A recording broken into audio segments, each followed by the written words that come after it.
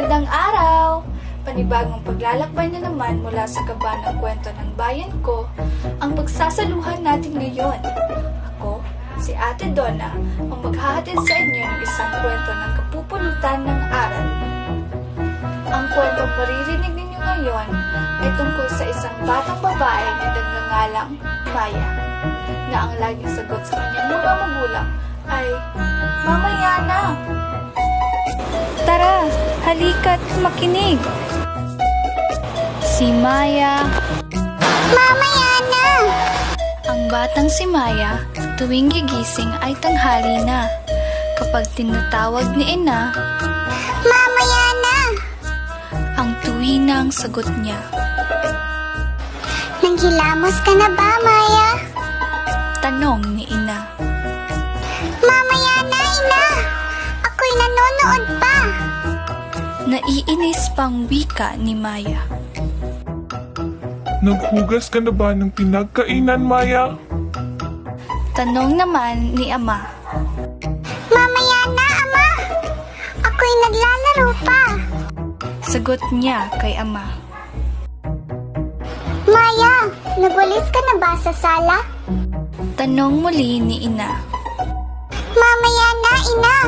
Nandyan na sila Mimi at Minda!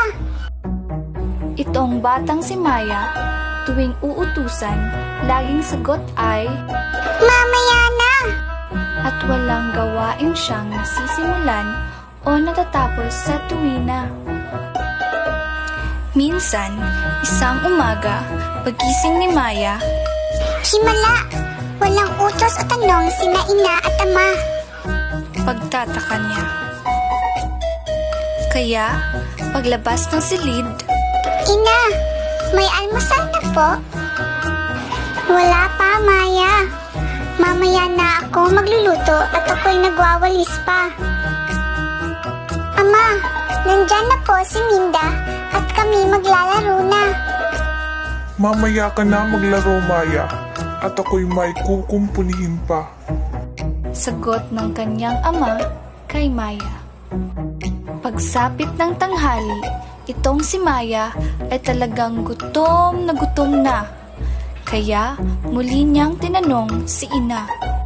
Ina, may pagkain na po ba? Nanlalatang tanong ni Maya. Wala pa, Maya. Mamaya ka na kumain at ako'y naglalaba pa. Wika ni Ina. Naisip ni Maya, malungkot pala sa tuwing sinasagot siya ng kanyang ina at ama ng Mamaya na. sa bawat Mamaya na. na sinasagot niya, maraming gawain ang naaabala, kaya itong sina ina at ama ay hindi na nakakapagpahinga. Mula noon, ang batang si Maya, sa tuwing inuutusan ni na ina at ama, mabilis na siyang sumagot ng, Opo, Ina. Gagawin ko na. Opo, Ama. Sinisimulan ko na. ang salitang Mamaya na. kailanman hindi na niya ginamit kay ina at ama.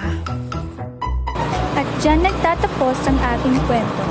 Laging tandaan na maging masanurin sa ating mga magulang. Salamat sa pakikinig. Paalam!